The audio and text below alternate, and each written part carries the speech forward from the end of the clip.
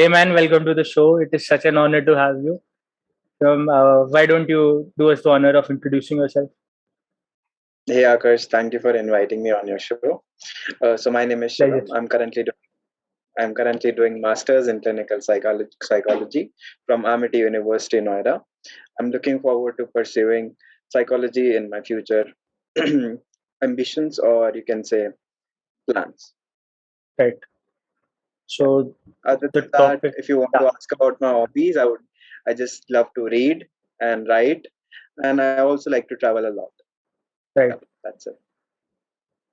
So the topic that we decided on talking today is mental health, and it is such a relevant topic to talk about since almost everyone suffered from some type of mental health problem during the pandemic. So could you in layman's term explain what is mental health? Mental health in layman term would be just something of a normal functioning in three domains.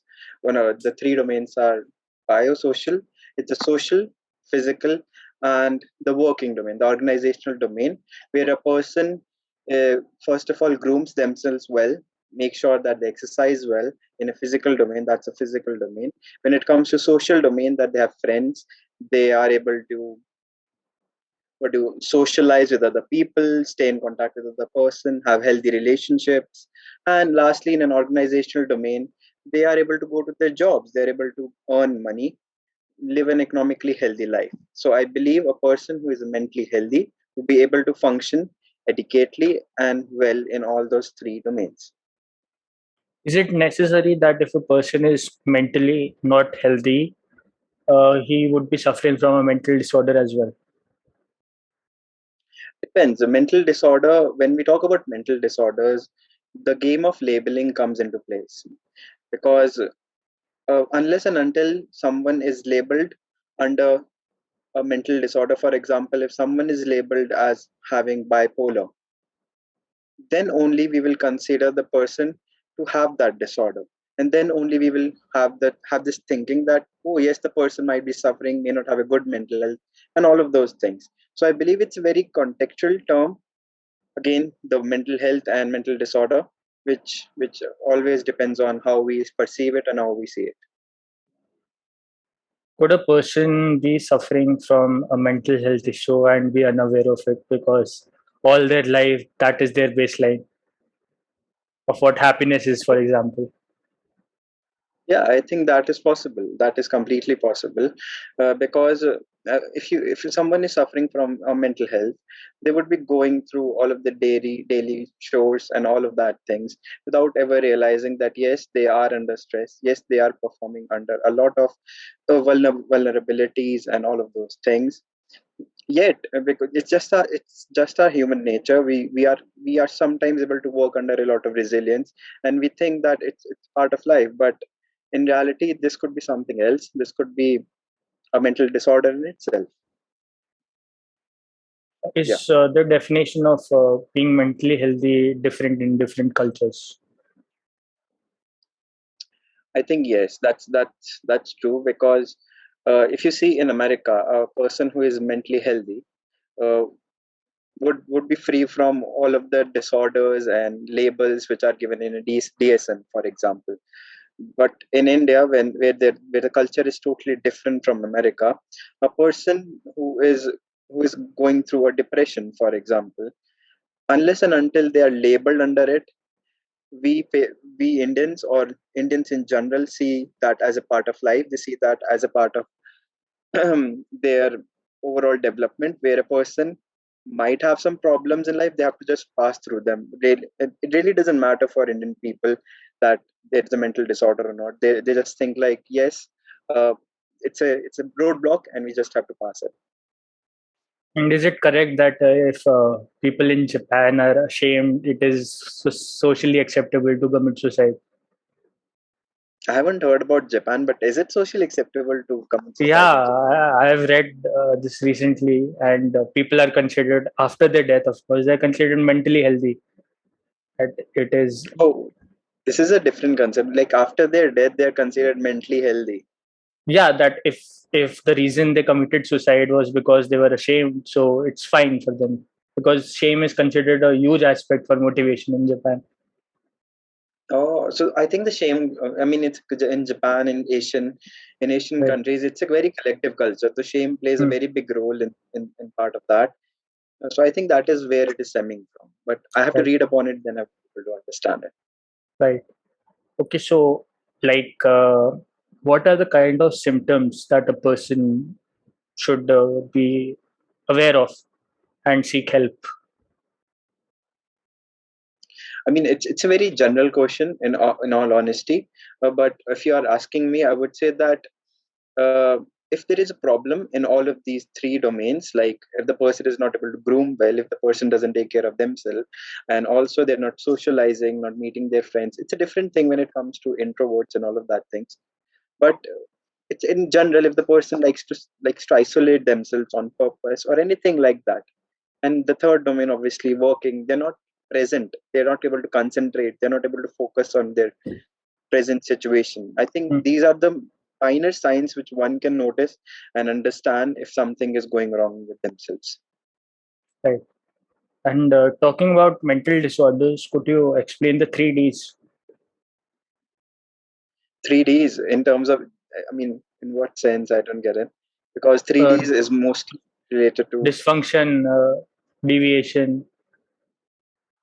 I mean, it's a part of a theory. I don't give much emphasis on theories when it comes Right. to psychology in general, because I believe when it comes to therapy, it's more than that. I mean, each person is different. Each person has their own subjective well-being, and to be able to provide them with help as a therapist, as a counselor, one should be able to connect with them on a human-to-human basis first, and then after that we can look forward to theories. But what I've observed in today's date and age that people go on first to theories, they learn a lot theoretic, they get a lot of theoretical knowledge, and then they move to the other aspect, which to me is not right, at least. So I don't know much about it. So, which form of therapy do you subscribe to? I usually like a humanistic form of therapy, especially Carl Rogers kind of therapy, where instead of just not focusing on all of that Freud thing, where the unconscious, conscious, and all of that things come into place. Carl Rogers talked about how we can help the other person by being unconditional towards them, like showing unconditional positive regard, having congruent relationship, understanding them, and just purely listening to them, and just showing empathy. I think empathy is something which all of the counselors in today's day and age lack, not because of them, I won't blame them, but because of the life we are surrounded with, because of the fast paced nature of our life. We just want to get over with the sessions, we just want another client coming in, we just want another profit from a session. So empathy as a general concept is lost somewhere between that. Right. But shouldn't there also be an objectivity towards dealing with the client so as not to,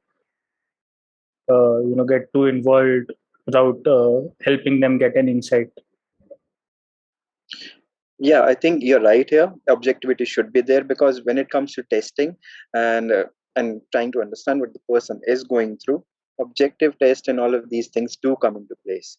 But my argument is that not everything can be objective. Right. You can clearly see that I have this big argument about labels, which is very objective in nature. In India, we follow a lot of things which are there in DSM, and DSM is made on American public. So, for example, someone who has been given a diagnosis for borderline in Hmm. America would be the whole diagnosis would be used in India for someone who has been given a diagnosis of borderline in India, which I think is not right. Right. There's a big difference in the culture. There's a big difference in how we perceive things, and then from there on, thereafter the diagnosis, the person in India is treated as if he's living in, I mean, with the guidelines of book an American book, which I think is very wrong. Right. And this is where the my problem with objectivity comes into place. Yes, it should be objective to an extent, but there should be a mix of things where empathy and subjectivity, or you can say subjectivity or objectivity, comes together and help the person out. Right. So, if a person is suffering from mental issues, Is it always necessary for them to seek a counselor or a therapist, or can they get better on their own?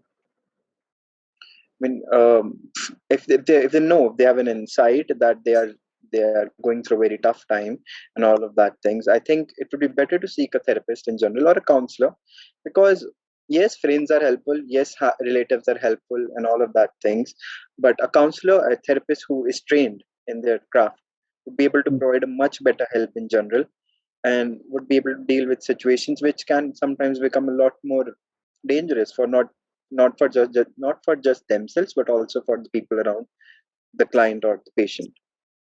Right. But see, some people like to think that therapy is only about talking and nothing gets fixed. So, like, for example, if a person has an addiction to smoking, so how Yeah. can a therapist give the insight that what their actual problem is? This is where a therapist psychoeducates the person, psychoeducates in general. I mean, give them the insight they need to have about why what smoking does to them, what it can lead to in the future circumstances, what are the implications a person can have, how is it affecting or the people around them, how is it going to affect their mental health in general. So by psychoeducating the person or the client or the person who is facing the dilemma, we can just give them the picture how things are going to be, and still the consent or the choice is going to be on the person to continue with it or not. Could they also like pinpoint the root cause as to the reason the person is smoking? Like, it may not be because of that the person likes smoking, but because they have anxiety or stress to cope up with it. Yeah, it can happen, but this is a process which takes a lot of time. It takes a Right. good amount of sessions to be able to understand what the real cause of the situation is. And as a human being, we are bound to make errors. And even if we are sure about it that it's an anxiety or something like that, yet there could be 10% chance that there could be something else as well. So I think it's a process. It takes a good amount of time, at least 10 sessions or 5 to 10 sessions, to Hmm. understand the situation and then move from there on. If a person is suffering from a mental disorder, is it necessary for them to take medication as well, or could therapy just work? See, I haven't studied medicine in much detail.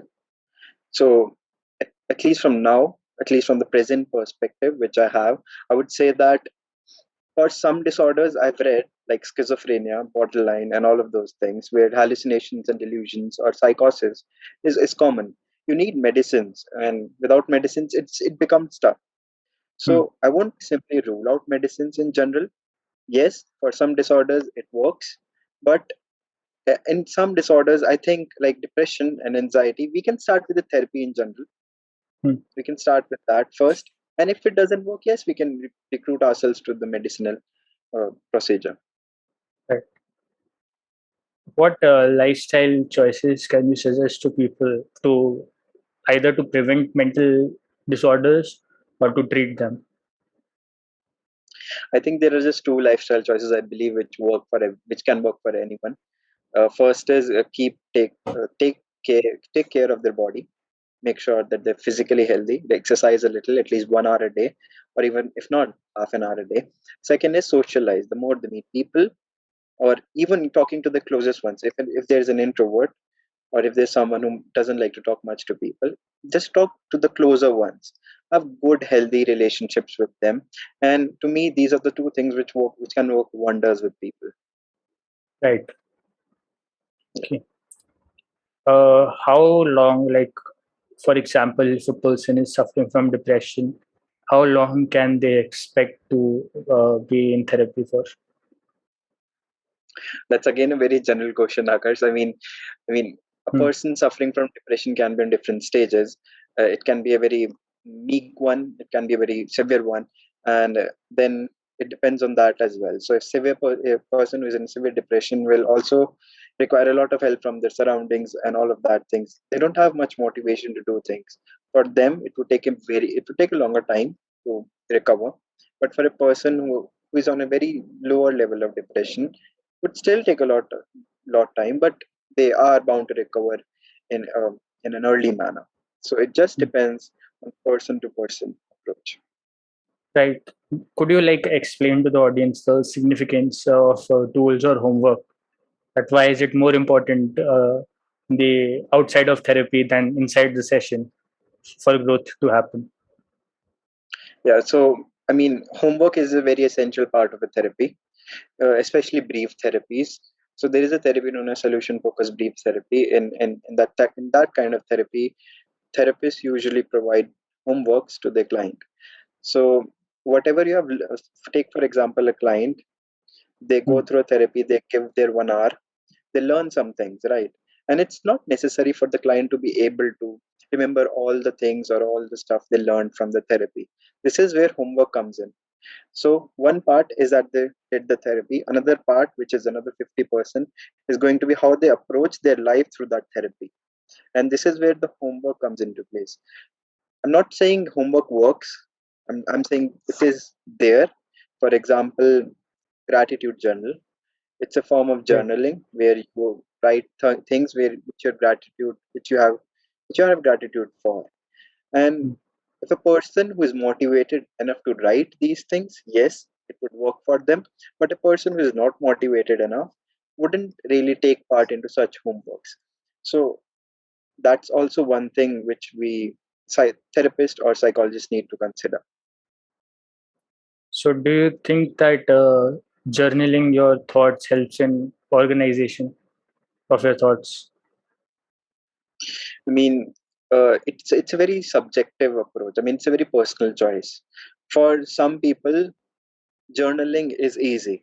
They are able to write words on a notepad and anything like that. For some Hmm. people, it's not. Some people, they find it very chaotic. They just don't want to approach it like that.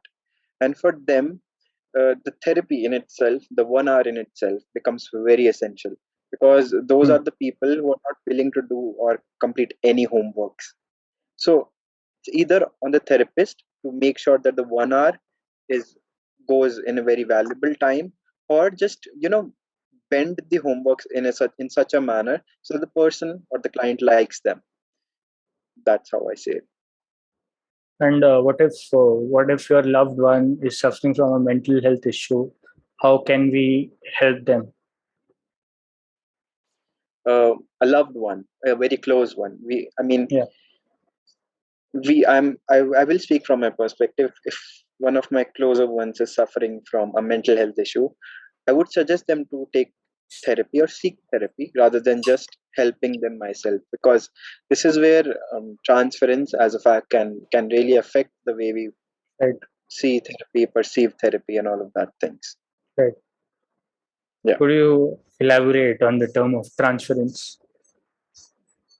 transference is a very detailed term. It means that when two people are in a therapy, the therapist and the uh, client can develop feeling towards the therapist, and these feelings are not generally romantic in general, but these feelings develop out of pure help, pure they seek help through these feelings, and it's a good form of good type of feeling because the therapist can use transference to either get an insight of how the client sees them or understands them, and then use this towards further progressing the therapy in a nice manner. But also, this is one more thing, that transference can affect the therapeutic process in a negative manner as well if the therapist is not able to control it. Right. And do you think that childhood has a huge role to play on mental health? It's a very common debate where people try to put childhood as a very basic assumption that it affects the overall mental health of people. I say it's very 50-50. Childhood, yes, it definitely affects the person, but as the child grows, as it matures enough, as it develops a will to understand the world around them, their world can be changed with the right parenting, with the right surroundings, with the right friends, with the right mindset. A person can change and become into a much better individual than they were in the childhood or than they were treated as in the child. And if unfortunately someone has a traumatic childhood, now they have grown up. So what steps can they do to get better? First of all, it would be very simple. Go to a therapist, seek a therapist. I mean, there Right. would be many kind of trauma which would be there, a lot of conflicts which would be there, and this is where I think parental relationships affect a lot of people. The way they develop, their attachment towards their parents will further transfer to their other relationships of life. This is this is something as a child which you cannot, I mean, which you cannot You move don't away have from. You control cannot over it. Yeah. exactly. You can't escape from it. It's Right. something which is around there. Which is around you, and you are bound to get either sacrificed or get played with or anything like that. So yeah, But then now that the child has grown up, they can take steps, right, to get out of that yeah, cycle. yeah. Depends on the person if they have the will to change, if they Hmm. want to change, and if they have the insight to change as well. Because you as a person should be able to understand that this and this is going wrong with me, Hmm. and this is why my relationships are failing. This is why people are not able. I'm not able to sustain relationships in lives, and it could be because of how I have grown up, how my parents have treated me, or anything like that. So, and the person would then go to a therapist, understand. The therapist would be able to help them out with that. There was nothing wrong in it. I mean, wrong. There was wrong. There was something wrong in it. It's not like that, but it can be changed. The whole irrational thinking we have that, oh yeah, we have been grown up with it, can be changed and could be lead in a very good manner. Right. And what happens after the person has achieved the insight that there is something wrong? After the person has achieved an insight that something is wrong, 50% of work is done because the Right. person is able to understand that yes, there is something wrong with them or with their surrounding or anything like that. Then you could make them change their life. Then you could move to the next step, that is to change everything around them or to change their mindset in general. This I think is a very big insight, becomes a very important thing in therapy. One last question I would like to ask you. What are the ethics involved in therapy? Ethics in therapy is, I mean, in therapy there are many kind of ethics. One of those is that a therapist should not form relationships out of therapy. I mean, Right. the With relationships the patient? should Yeah. be, yeah, purely therapeutical and nothing other than that. Second is of confidentiality. They should be able to maintain their names, data, every kind of data, whichever the client provides or they take from the clients. Everything should be confidential and should not go anywhere else. Third is, these are the normal the ethics. I'm able to remember these only right now. Right. Okay. Thank you, Shivam. You have been very Yeah, it's informative and helpful. it's all right, So Akash. Thank you for inviting me on the show. it's my pleasure, man. I'll pause the recording. Okay. Right.